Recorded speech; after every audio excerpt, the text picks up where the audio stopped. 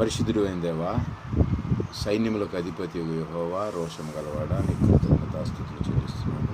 ఈ సమయంలో నాయన మేము నీ వాక్యాన్ని ధ్యానించుకోచుండగా నా ప్రభువా, మా హృదయాలు తెరవండి, మాకు అర్థమయ్యేలా దాన్ని వివరించి మాకు అందజేయండి.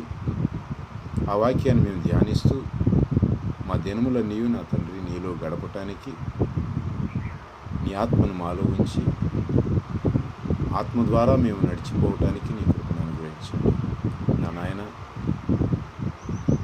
మా హృదయాలు తెరవండి, అర్థమవటానికి మాకు మనస్సును అనుగ్రహించండి. అర్థం చేసుకునే మనస్సు మీరే మాకు అనుగ్రహించి మీరు మహిమ పొందమని నా ప్రభువా మిమ్మల్ని బ్రతిమాలి వేడుకుంటున్నాను తండ్రి. ఆమేన్. ఈ దినం మనం కీర్తన 23వ దావీదు కీర్తనను మనం ధ్యానం చేసుకుంటున్నాం. దావీదు కీర్తనను హెబ్రీలో ఏమంటారంటే, హెబ్రీ భాషలో మిజ్మోర్ అంటారు. మిజ్మోర్ అంటే కీర్తన. షీర్ అన్నా కూడా ఒక పాట. షీర్ అంటే పాట. షీర్ హషరీం అంటే పాటలకే పాట. హషరీం అంటే షరీం అంటే షీర్ అంటే పాట, షరీం అంటే పాటలు, పాటలకే పాట. ఈ కీర్తనలు మాత్రం తెహిల్లీం అంటారు. కీర్తనలను మొత్తం ఆ బుక్ని తెహిల్లీం అని పిలుస్తారు. తెహిల్లీం హీబ్రూలో. ఈ తెహిల్లీంలో ఎక్కువగా మిజ్మోర్ల దావీద్ అంటారు. మిజ్మోర్ల దావీద్ అంటే దావీదు రాసిన కీర్తన అని. మిజ్మోర్ల దావీదు రాసినటువంటి కీర్తన. ఈ కీర్తన దావీదు రాశాడు. ఇది స్పెషల్గా ఏముంటుందంటే, దీనిలో ఒక గొర్రెల కాపరి యొక్క క్వాలిటీస్, గొర్రెలు ఎలా ఉంటాయి, వాటిని ఎలా పెంచుతారు, గొర్రెల కాపరి వాటిని ఎలా చూస్తాడు అనేది దీనిలో ప్రత్యేకంగా మెన్షన్ చేయబడింది. చదువుకుందాం. యెహోవా నా కాపరి, నాకు లేమి కలుగదు. లేమి అంటే ల్యాకింగ్, అంటే మాకు ఇది లేదు, అది లేదు. యెహోవా నా కాపరి, దేవుడే నా కాపరి. The lord is my shepherd, I shall not want. నాకు లేమి కలుగదు, నాకు అవసరమైంది ఏది లేదు, సమస్తం నాకు ఉన్నాయి. గొర్రెల మంచి కాపరి ఏం చేస్తాడంటే, తన గొర్రెలకు మంచి ఆహారాన్ని ఇస్తాడు. మంచి మేతగల భూమిలో తీసుకెళ్ళి ఆ కొండ మీద అక్కడ ఇక్కడ పచ్చిక బయళ్ళలో వాటికి ఆహారాన్ని ఇస్తాడు. అంటే గడ్డిని మేపటానికి, గడ్డిని దానికి కావలసిన పోషకాలు ఉన్నటువంటి గడ్డి ఎక్కడుందో అక్కడ తీసుకెళ్ళి అక్కడ మేపటం గొర్రెల కాపరి యొక్క లక్షణం. మనకు తెలుసు, మన ఇంట్లో నందు ఉంది, తీసుకెళ్తుంది గొర్రెల్ని. ఎక్కడ తీసుకెళ్తుంది? ఎండిపోయిన గడ్డి దగ్గర తీసుకెళ్తుంది కదా. మంచి శ్రేష్టమైన గడ్డి ఎక్కడుందో అక్కడికి తీసుకెళ్తుంది. మంచి గొర్రెల కాపరి యెహోవా నా కాపరి, కాబట్టి నాకు లేమి కలుగదు. నాకు ఆకలి ఉండదు, దప్పిక ఉండదు. ఎందుకనంటే ఆయన నన్ను ఎక్కడ మేపాలో అక్కడ మేపుతాడు. పచ్చిక గల చోట్లను ఆయన నన్ను పరుండ చేయుచున్నాడు. పచ్చిక గల చోట్ల, గ్రీన్ ప్యాస్చర్స్ అని ఉంటుంది. పచ్చిక గల చోట్లలో ఆయన నన్ను పరుండ చేయుచున్నాడు. శాంతికరమైన జలముల యొద్ద నన్ను నడిపించున్నాడు. స్టిల్ వాటర్స్ అన్నమాట. శాంతికరమైన జలం, ప్లజెంట్గా ఉండే జలాల దగ్గర, మంచి జలాన్ని ఆయన నన్ను అక్కడ ఏం చేస్తున్నాడు? నన్ను నడిపిస్తున్నాడు. నా ప్రాణమునకు ఆయన సేద తీర్చుచున్నాడు. తన నామమును బట్టి నీతి మార్గములలో నన్ను నడిపించుచున్నాడు. నా ప్రాణానికి ఆయన సేద తీరుస్తున్నాడు. అంతేకాకుండా ఆయన ఏం చేస్తున్నాడు తర్వాత, తన నామమును బట్టి నీతి మార్గములలో నన్ను నడిపించున్నాడు. ఎవరి నీతి అది? తన నామమును బట్టి నీతి మార్గంలో, మన నామం బట్టి కాదు, మన నీతి కాదు, దేవుని నీతి మార్గాల్లో మనల్ని నడిపిస్తున్నాడు. దేవుని నీతి మార్గం అంటే ఎలా ఉంటుంది? కొంచెం కష్టమే కదా. ఆ నీతి మార్గం అంటే అబద్ధం ఆడకూడదు, పొరుగువాన్ని ఆశించకూడదు, దొంగతనం చేయకూడదు, అన్నీ చాలా స్ట్రిక్ట్గా ఉంటాయి. మరి అవన్నీ చేయాలంటే ఆ నీతి మార్గంలో చాలా కష్టం. అది చెప్పలేనంత కష్టం. మానవరీత్యా అవి చాలా కష్టంగా పాటిస్తారు. ఫ్రీగా వస్తే ఎంత బాగుంటుంది, అవునా? ఇక్కడ ఫ్రీగా లేదు. తన నీతి మార్గంలో ఆయన, అది ఎలా ఉంటుందంటే ఆయన నీతి మార్గం క్రింద వచ్చిన ఏమైనా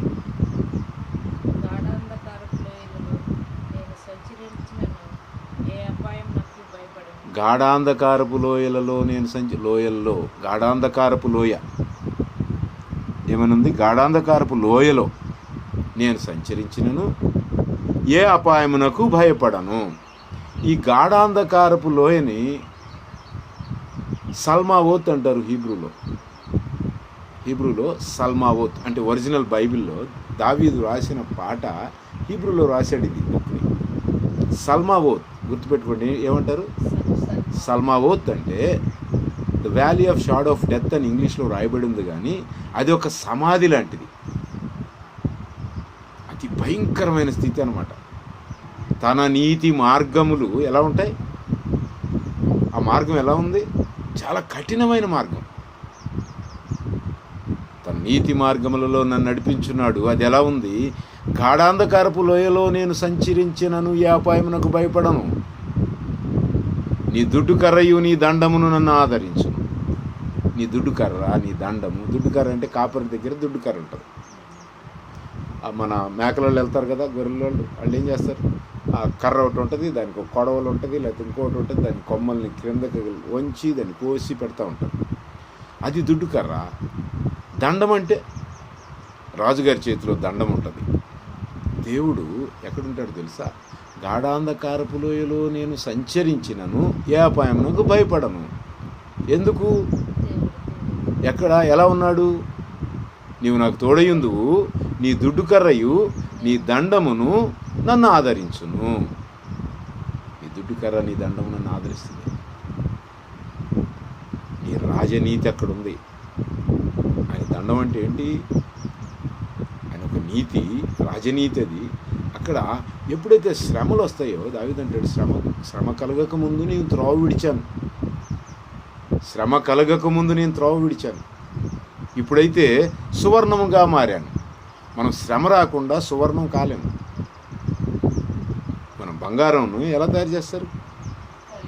కరిగించి కాల్చి కాల్చి కాల్చి కాల్చి తయారు చేస్తారు. దేవుడు కూడా శ్రమలు ఎందుకు కలిగిస్తాడంటే తన నీతి మార్గంలో. ఏ నీతి మార్గంలో? ఆయన నీతి మార్గంలో. మన నీతి మురికి గుడ్డలతో కూడా సమానం కాదు. ఆయన నీతి ఆయన నీతి ఏంటంటే శ్రమ పెట్టి మనల్ని కష్టపెట్టి ట్రైనింగ్ ఇస్తాడు. అప్పుడు మనం ట్రైన్డ్ అవుతాం. వా, ఎంత బాగా మాట్లాడుతున్నాడు అండి, ఎంత బాగా ట్రైన్ అయ్యాడు. అది ఎప్పుడు వస్తుంది? గాఢాంధకారపు లోయ, దట్ ఈస్ ఎక్స్పీరియన్స్. చాలా కఠినం. చదవాలి. నువ్వు మంచి ఐఏఎస్ ఆఫీసర్ అవ్వాలి. ఏం చేయాలి? నిద్ర ఉండదు, ఫ్రెండ్స్ ఉండరు, డైలీ చదవటం, ప్రిపరేషన్. ఎంత హార్డ్గా ప్రిపేర్ అవ్వాలి. అలాగే ఈ గాఢాంధకారపు లోయ అనుభవం ఏంటంటే దేవునితో నడవటం. ఒక పాట ఉంది, నా ప్రియ యేసునిపై ఆనుకొని అరణ్య మార్గమున నడుచుటయే ఆనంద జీవితం. అరణ్య మార్గంలో ఏమన్నా ఆహారం ఉంటుందా? కానీ ట్రైనింగ్ పీరియడ్. అది దావీదు తన జీవితాన్ని ఇలా రాసుకుంటున్నాడు. యెహోవా నా కాపరి. మన కాపరిని కూడా అనలేదు ఆయన. మా వాళ్ళందరికీ ఆయనే కాపరండి. వ్యక్తిగతంగా స్వీకరించటం అది గొప్ప విశేషం. ఏంటది? వ్యక్తిగతంగా దేవుని అంగీకరించడం. వ్యక్తిగతంగా ఈజ్ మై పర్సనల్ గాడ్. అందరితో నేను లేను, నేను ఆయనతో ఉన్నాను. ఉంటే ఉండొచ్చేమో అందరూ, సంఘం అంటే అందరూ, కానీ అందరూ ఏమో నాకు తెలియదు. నే పోదును జీవమార్గమును నే పోదును అని ఒక పాట ఉంది. అందులో ఏముంటుందంటే, పాల్గొనిరందరూ పరుగునందు వెళ్ళి రేసు వెంట కొందరు మెల్లమెల్లగా కూటం కొత్తదని కూడారు కొంతమంది, కాలగమనంలో పోయారు ఎంతోమంది, కానీ నే పోదును హీఈస్ మై నా పర్సనల్ గాడ్. ఎందుకంటే యెహోవా నా కాపరి, నాకు లేమి కలుగదు. మాకు లేమి కలుగదు కాదు. ఎవరైతే అంగీకరిస్తారో, ఎవరైతే ఈ అనుభవంలోకి నడుస్తారో, ఎవరైతే ఆ సల్మావోత్లోకి వెళ్తారో, సల్మావోత్ అంటే the valley of shadow of death, గాఢాంధకారపు లోయ. ఆ లోయలో ప్రవేశించినప్పుడు అంటున్నాడు, నేను భయపడను, నాకు అక్కడ మాస్టర్ ఉన్నాడు, నాకు అక్కడ ఫుడ్ పెట్టడానికి ఆయన దుడ్డు కర్ర ఉంది, ఆ లోయలో కూడా నేను తింటానే ఉంటాను, ఆయన నాకు తోడుగా ఉండే దేవుడు. He is Emmanuel. ఇమాన్యుయల్ అంటే దేవుడు మనకు తోడు. Emmanuel, he's hour God. ఆయన నాకు తోడుగా ఉన్నాడు. ఎన్ని శ్రమలు వచ్చినా, ఎన్ని కష్టాలు వచ్చినా నాకేం ప్రాబ్లం లేదు. He is with me, his word is with me. ఆయన లెసన్ నేర్పిస్తున్నాడు నాకు. ఎప్పుడైతే ఆ గాఢంధకారపు లోయ అనుభవం దాటి వచ్చాడో, క్రింద చదవండి ఏమని ఉంటుందో,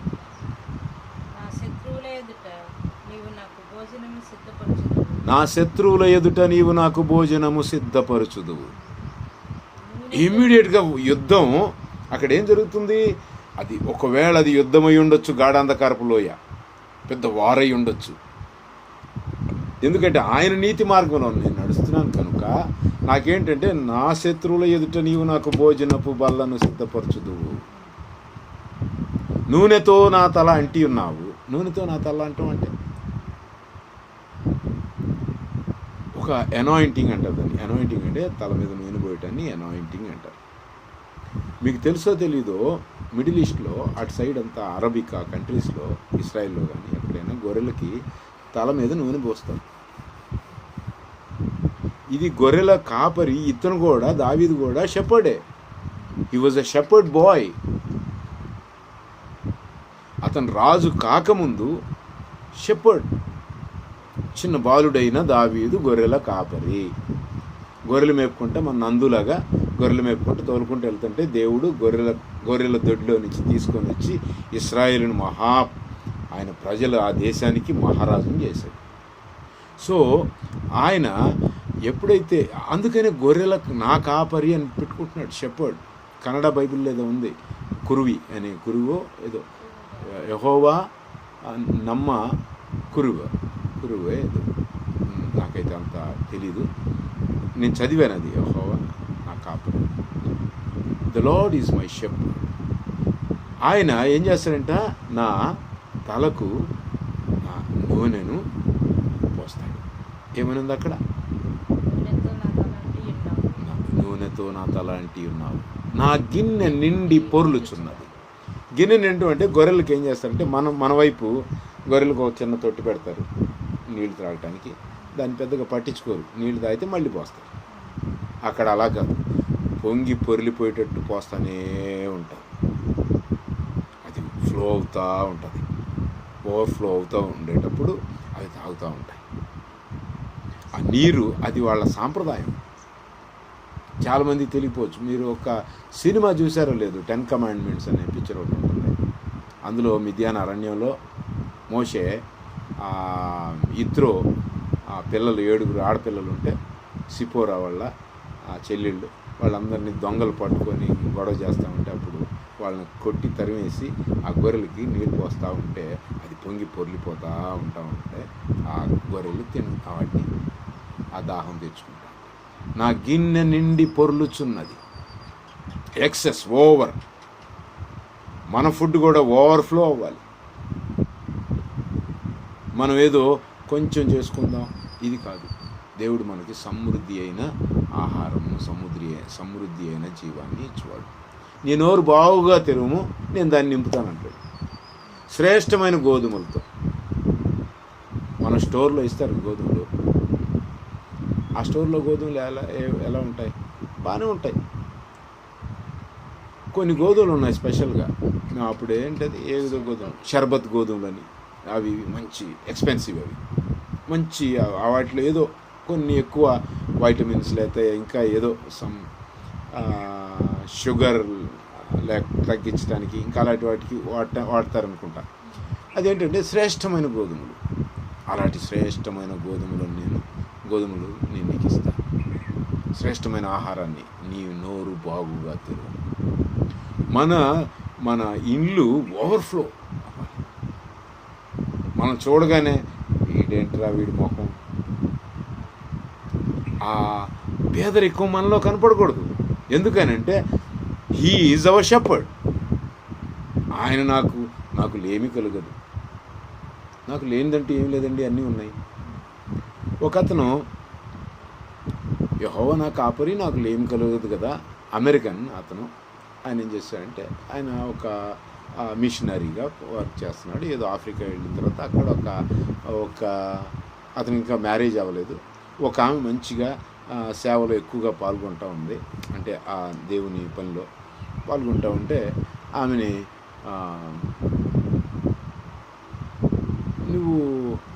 నీకు మ్యారేజ్ అయిందా అన్నాడు. లేదు. Do you have any boy friend? నీ మనసులో ఎవరైనా ఉన్నారంటే నో. అయితే నువ్వు నా దానివే. అంటే నాకు లేమి కలుగదు. ఓకే, వాళ్ళు పెద్ద మిషనరీస్, వాళ్ళ పేర్లు మర్చిపోయాను. అయితే మనకి ఇది లేదు. ఒక్కడు అన్నాడు నాతో, నాకు ఇల్లు లేదు అన్నాడు. నీ ఇల్లు ఎక్కడుందో నువ్వు వెతుక్కో. You go and find out. నీ ఇల్లు దేవుడు ఎక్కడో ఉంచాడు, అది నువ్వు వెళ్ళి వెతుక్కొని అక్కడ నివసించు. అది నీదే, దానిలో ఎవరు ప్రవేశించలేరు. నీ కోసం రాసి ఉంచాడు అక్కడ, అది నువ్వు వెళ్ళేటంత వరకు ఎవరు ముట్టరు. నాకు లేమి కలుగదు. నాకు ఇది లేదయ్యా, నాకు అయ్యో ఇంత ఎండగా ఉంది, నాకు నీళ్ళు లేదు, నాకు కూలింగ్ వాటర్ లేదు, అంత వేడిగా ఉంది. అలాంటి పరిస్థితులు మనకు రాకూడదు. ఎందుకనంటే యెహోవా నా కాపరి, నా గిన్నె నిండి పొర్లుచున్నది. తర్వాత నేను బ్రతుకు దినములన్నీ కృపాక్షేమములే నా వెంట వచ్చును. చూడు, నేను బ్రతుకు దినములన్నీ throughout my life, all the days of my life, ఏ రోజు కూడా వ్యర్థం కాదు. ప్రతిరోజు ఆయన కృప, ఆయన క్షేమము నా వెంట వచ్చు. నేను ఎటు వెళితే అటు ఆయన క్షేమం వస్తుంది, ఆయన కృప వస్తుంది. His grace is following us. ఎంత గొప్ప కాపరి! దావీదు తన బాల్య దినాలను జ్ఞాపకం చేసుకుంటూ ఆ గొర్రెలు కాసేటప్పుడు, ఎందుకనంటే దావీదు ఒక చిన్న బాలుడైన కాపరి. బాలుడంటే 12 సంవత్సరాల లోపు ఉన్నవాడిని బాలుడు అంటారు. ఆ వయసులో ఎలాంటి కాపరి అంటే, ఆయనకు మహా ఉంటే ఒక 20-30 గొర్రెలు ఉన్నాయేమో, అది వాళ్ళ నాన్నవి, యెషయి గారివి. వాటిని ఏం చేసేవాడు వాళ్ళ నాన్న? అందరూ ఆర్మీలో పనిచేస్తున్నారు, మన గిద్దలూరులో లాగా. వీడొక్కడే ఆ బక్కోడు, పనికి మాలినోడు, చిన్నోడు, ఆ గోళీలు ఆడుకుంటా అల్లరల్లరుగా ఉండేవాడేమో, లేకపోతే ఆ వాళ్ళతో తిరుగుతాడేమో అని, రే దావీద్ నువ్వు గొర్రెలు తీసుకుని వెళ్ళరా అని చెప్పి గొర్రెలు పంపించేవాడు. ఒకరోజు సింహం వచ్చేసింది. సింహం వచ్చేస్తే దాన్ని తరిమి కొడితే అది పైకి మీదకి వచ్చినప్పుడు దాన్ని గడ్డం పట్టుకొని దాన్ని లాగి దాన్ని చంపేసి. కాపరి ఎలాంటి వాడై ఉంటాడు? గొర్రెలు కాసే దావీదు ఒక చిన్న బాలుడు ఆ సింహాన్ని చంపాడంటే ఎలుగుబంటిని అలాగే చంపాడు. ఈ రెండు వచ్చినాయి. అలాంటి దావీదు, అందుకే దేవుడు చూసి వీడు మంచి గొర్రెల కాపరి, ఇలాంటి వాడే నాకు కావాలి, ఇశ్రాయేలును నా ప్రజల్ని ఏలటానికి ఇలాంటి వాడే ఉండాలి. చిన్నది ఇస్తాడు దేవుడు, ఒక పని అప్పచెప్తాడు. ఆ పని నువ్వు కరెక్ట్గా చేసావనుకో, ఈ అమ్మాయి బాగా పనిచేస్తుంది కదా, చెప్పిన పనిని ముగించింది, పెద్ద పని అప్పచెప్పవచ్చు అని దేవుడు ఇస్తాడు. చిన్నదానిలో మనం నమ్మకంగా ఉండాలి. అట్లాగా మన ఇప్పుడు ఈ చిన్నది మనకు దేవుడు ఇచ్చాడు. మనం ప్రార్థన పెట్టుకోవడానికి, బైబిల్ క్లాసెస్ జరపడానికి ఎన్నో.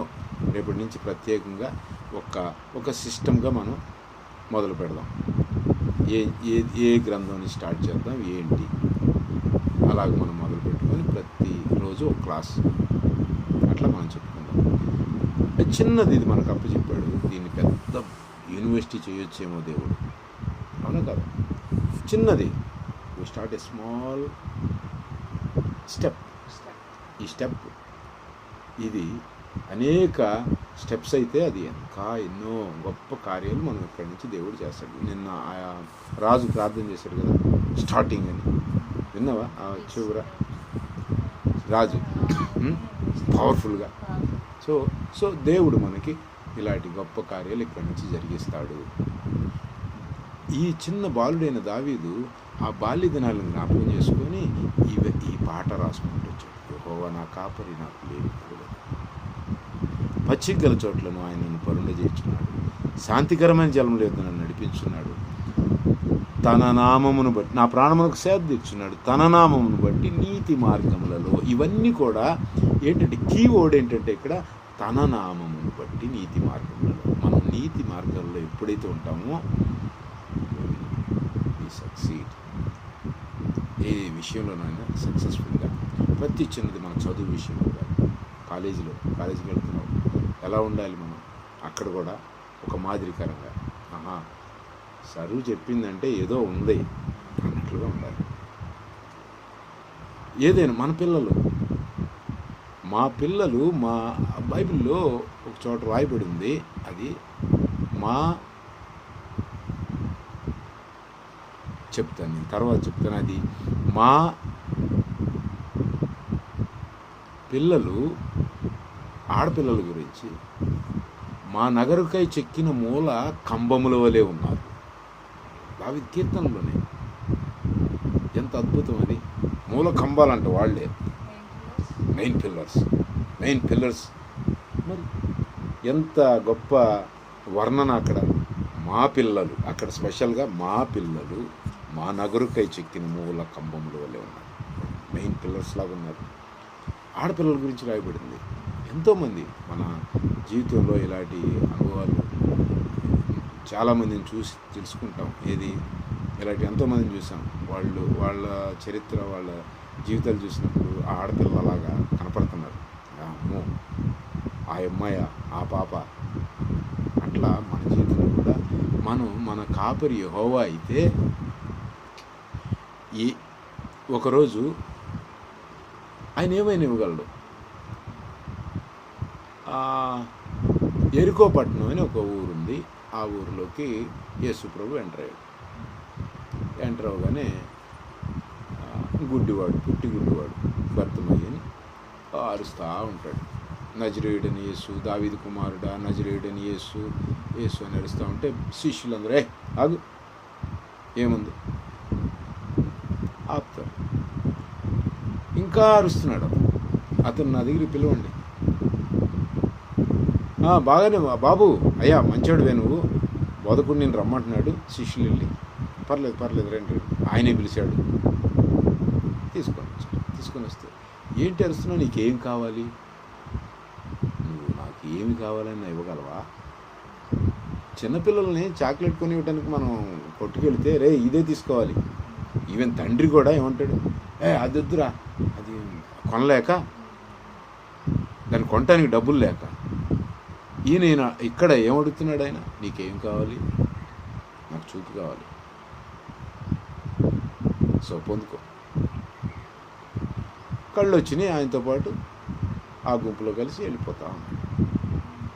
నీకేం కావాలి అంటే నువ్వు ఏదైనా ఇవ్వగలవా? ఒక రాజుని అడుగుతాం మనం, రాజుగారే అడుగుతాడు, ఏం సగం రాజ్యం కావాలన్నా నీకు అంటాడు, కానీ రాజ్యం అంత ఇచ్చేయినా అని ఏ రాజు అనడు. ఈయనైతే అనగలవాడు, ఏదైనా ఇవ్వగల సమర్థుడు. అందుకే యెహోవా నా కాపరి.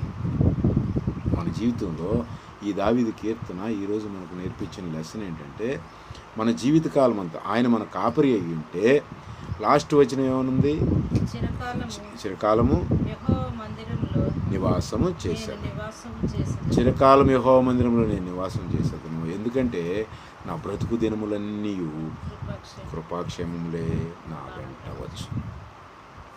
కృపాక్షేమము, ఇంకా ఎంతకంటే కావాల్సింది ఏంటి? డబ్బు లేదు అనుకుంటాం. మొన్న వాడు అడిగాడు, ఏమని, ఆటో నువ్వు డబ్బులు అడగొద్దు, ఆటో నడవటానికి దయచేయ్యా అని అడుగు. ఇంతకుముందు నువ్వు ఆటో నడపటానికి కావలసిన, ఇప్పుడు అంటే ఇంతకుముందు నడిపాడు, కానీ ఇప్పుడు వాడు ఏ పరిస్థితిలో ఉన్నాడు, ఎక్కడ తాగి దేనికి గుద్దేస్తాడు, ఏ పరిస్థితిలో నువ్వు కంట్రోల్ అవ్వు, ఆటో అదే వస్తుంది, అదే దేవుడు దాన్ని తిరిగి బాగు చేసి నీకు ఇస్తాడు. అంతేగాని నువ్వు డబ్బులు అడగద్దు ఎవరిని, నువ్వు అడిగేది నీ దేవుణ్ణి అడుగు. నాకు మళ్ళీ ఆటో నడిపి నేను ఆ వ్యాపారం చేయటానికి నీ కృప చూపించయ్యా అని అడుగు. ఎందుకనంటే యెహోవా నీ కాపరైతే ఆయన కృప క్షేమము నీ వెంట వచ్చు త్రూ అవుట్ యువర్ లైఫ్. చిరకాలం యెహోవా మందిరంలో నేను నివాసం చేసేదాన్ని. చిరకాలం, చిరంజీవి అంటారు కదా, చిరకాలం అంటే ఎల్లప్పుడూ అని అర్థం. చిరకాలము అంటే ఎల్లప్పుడూ నేను యెహోవా మందిరంలో నివాసం చేశాను.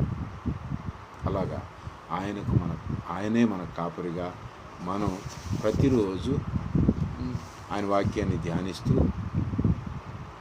ప్రార్థన చేసుకుంటూ ఆయనలో ఎదుగుతూ ఉంటే మన ప్రతి కోరికను ఆయన తీరుస్తాడు. నీవు యెహోవాను బట్టి సంతోషించుము, ఆయన నీ హృదయ వాంఛలను తీర్చు. కీర్తనలు 34:4.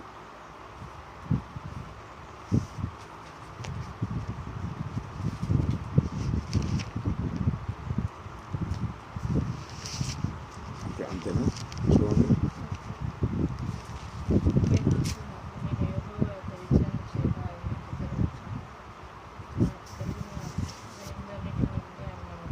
ఇంకా కాదనుకుంటా.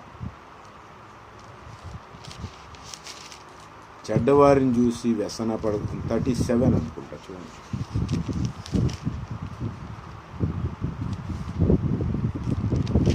37 4. యెహోవాను బట్టి సంతోషించుము, ఆయన నీ హృదయ వాంఛను తీర్చు. నీ కాపరిని బట్టి నువ్వు సంతోషిస్తే ఆయన నీ హృదయంలో ఏం కోరుకుంటున్నావో.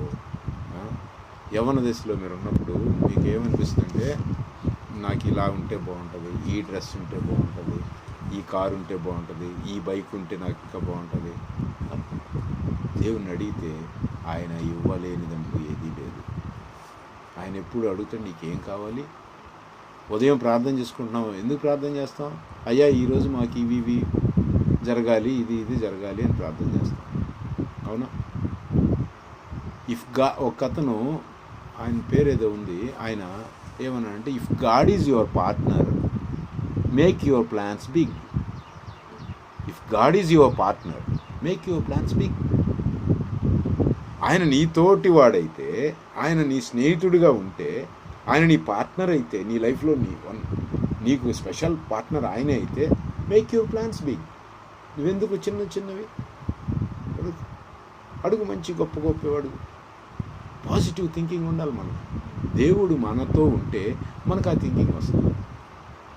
బలహీనులతో తిరిగితే బలహీనం అయిపోతాం. Let the poor say I'm rich అన్నాడు. Let the poor say I'm rich. పేదవాడు ధనికుడని చెప్పుకోవాలి. Let the weak say I'm strong. అట్లాగా ఆయన మన కాపరి కాబట్టి, గొర్రెలు కాసుకునేవాడు, ఆయన ఆలోచన ఎక్కడుంది? మొన్న మనం చెప్పుకున్నాం, ఏది? ఆయన బెత్లెహేంలో గొర్రెలు కాసుకుంటూ, యెరూషలేము 5 మైళ్ళ దూరం యెరూషలేము, ఆ పైకి చూసి, ఆ కొండల వైపు చూసి, నేను ఎక్కలేనంత ఎత్తైన కొండ మీదకి నన్ను ఎక్కించు. అక్కడ శత్రువులు ఉన్నారు, కానీ నేను అక్కడే మేపాలి నా గొర్రెల్ని. ఫైనల్గా ఇశ్రాయేల్కి ఫస్ట్ రాజధాని హెబ్రోన్. దావీదు హెబ్రోన్ని మార్చేశాడు, యెరూషలేము పెట్టేశాడు. అది ఎత్తైన కొండల మీద కట్టబడిన 7 కొండలు, అది యెరూషలేము 7 కొండల మీద కట్టబడిన పెద్ద సిటీ. 12 గేట్లు ఉన్నాయి దానికి. సో అలాంటి పట్టణము, ఆ పట్టణాన్ని కట్టినవాడు దావీదు. దాన్ని ఇప్పటికీ సిటీ ఆఫ్ డేవిడ్ అంటారు. City of David. దావీదు కోట ఉంది అక్కడ, టవర్ ఆఫ్ డేవిడ్ అంటారు. ఆ యెరూషలేముని అంతా పాడు చేశారు, కానీ టవర్ ఆఫ్ డేవిడ్ని మాత్రం ఎవరు పాడు చేయలేదు. నాకు అనిపిస్తుంది, యెహోవా నా కోట, నా కాపరి, నా కొండ, నా ఆశ్రయదుర్గము, నా నివాస స్థలము, ఇవన్నీ ఆయనకి పేర్లు పెట్టుకున్నాడు. యెహోవా నా కోట, నా కొండ అంటే ఆ కోట ఎవరు? దేవుడే. అయితే దేవుడిని ఎవరన్నా పడగొడతారా? నాకు అది చదివినప్పుడు, అయ్యా కోటని పెట్టేసావు, యెహోవా నా కోట, ఇల్లు నా దేవుడే, నేను నా ఆశ్రయపురము, నా ఆశ్రయదుర్గము, అక్కడ నిత్యము ఆయనకు ప్రార్థన చేసే టెంపుల్ని పడగొట్టేశారు. ఇది దీని మాత్రం దీని జోలికి ఎవరాలు? ఎందుకని ఆలోచించినప్పుడు అనుకుంటాను నేను, ఒకవేళ ఈ దావీదు యెహోవా నా కోట అన్నాడు, కోట కట్టుకున్నాడు. దేవుడు దావీదు నా కోట అనుకున్నాను, నా కోట అనుకున్నాడు, దావీదు కోటను నేను పడగొట్టనిస్తానా? అది పడకూడదు. అట్లాగా మన జీవితంలో మనం ఏది కావాలన్నా ఆయన మనం కాపురై ఉంటే మనం అన్నీ పొందుకుంటాం. ఇది లేదు అనేది మన హిస్టరీలో ఉండకూడదు, మన ఫ్యూచర్లో ఉండకూడదు. ఇప్పటి నుంచి ఆయన మన కాపరి కాబట్టి మనకి ఏ లోటు లేదు. సమస్తమును మనం కలిగి ఉన్నాం, అన్నీ మనవే. స్వతంత్రించుకోవటంలోనే ఉంది నీ బాధ్యత. నీ బాధ్యత ఏంటంటే, ఇది నీకు కావాలంటే గో అండ్ పోసెస్. దాన్ని క్లెయిమ్ చేయి, దాన్ని పొందుకోవడానికి ప్రయత్నం చేయి. ఆయన నీ కాపరి, నీకు ముందుగా వెనకాల ఉండి నీ ముందు ఆయన దాన్ని ఓపెన్ చేస్తాడు, అది నీది అవుతుంది. ఆయన ఓపెన్ చేస్తేనే నీ సొంత ప్రయత్నాలు ఇక్కడ పనికి. నువ్వు ఇప్పటి నుంచి ఎప్పటికైనా నీ చదువు విషయంలో ఏంటి, ఇంట్లో పరిస్థితిని కానీ అన్నిట్లో ఆయన నీకు తోడుగా ఉండి మనందరికీ ఆయన తను కాపరి అయి ఉండి మనల్ని నడిపించి, మనల్ని పోషించి, తన నీతి మార్గంలో నడిపించి, స్పెషల్లీ సల్మావోత్. తన నీతి మార్గం ఏంటంటే సల్మావోత్, the valley of shadow of death, మరణకరమైన లోయ. It's almost death. కానీ అదేంటంటే తన నీతి మార్గం. It's a training period. ఆయన నేర్పిస్తూ ఉంటాడు. చచ్చేటంత వరకు కాదు, ఆ రుచిని చూపించుకుంటూ వెళ్తూ ఉంటాడు. ఆ అవమానం, అందుకే అవమానమునకు బదులుగా రెట్టింపు ఘనత నేను నీకు ఇస్తానంటాడు. అవమానమునకు బదులుగా రెట్టింపు ఘనత అంటే ఏంటి? ఘనత ఇస్తున్నాడు. అవమానమునకు బదులుగా నువ్వు అవమానపడ్డావు అంటే వెంటనే రెట్టింపు ఘనత నీ కోసం వెయిట్ చేస్తూ ఉంటాను. అందుకే ఈ దినం నుంచి మనం ఆయనను మన కాపరిగా స్వీకరించి ముందుకు సాగిపోదాం. దేవుడు మనకు తోడుగా ఉన్నాక. చిన్న ప్రార్థన చేసుకుంటాం. పరిశుద్ధుడు అయిన దేవా, సైన్యములకు అధిపతి యెహోవా మా కాపరి, మా గిన్నెలు నిండి పొంగి పొర్లునట్లుగా మా తల నూనెతో అంటి మీ కృపాక్షేమములు మా వెంట వచ్చినట్లుగా, చిరకాలము నీ మందిరంలో నివసించున్నట్లుగా నీ నీతి మార్గములలో మమ్మల్ని నడిపించి మాకు కాపరివై ఉన్నందుకు నీ కృతజ్ఞతాస్తుతులు చెల్లిస్తున్నాను. నేడు మిమ్మల్ని మా సొంత కాపరిగా అంగీకరించుతున్నాను. ఈ మాటను మీరు ముద్రించి భద్రపరచండి. మరెన్నటికీ ఈ మాటను మేము వెనుకకు తీసుకోకుండా మీరు వీటిని భద్రపరచుదురుగాక. మా జీవితకాలమంతయు నిన్ను స్తుతిస్తూ, నిన్ను సేవిస్తూ, అనేకమైన మేలులను పొందుకునేలాగున నీ కృప చూపించుదురుగాక. మమ్మలను బహుగా ఆశీర్వదించండి. నీ ఆత్మతో నింపండి. నీ సత్యాన్ని, నీ వాక్య ధ్యానాన్ని మేము ఎల్లప్పుడూ ధ్యానిస్తూ నీ సత్యాన్ని తెలుసుకునేలాగున నీ కృప చూపించండి. లోతైన అనుభవాల్లోనికి మీరు మమ్మల్ని నడిపించండి. మా తండ్రి, నిన్నే స్తుతిస్తూ బ్రతిమాలు వేడుకుంటున్నాను. ఎవేరఖేఖ యావే వీష్మరేఖ, యాయేర్ యావే పానవెలేఖ వియేఖునేఖ, ఈసా యావే పానవెలేఖ, వాయిషం లేఖ, షలోం.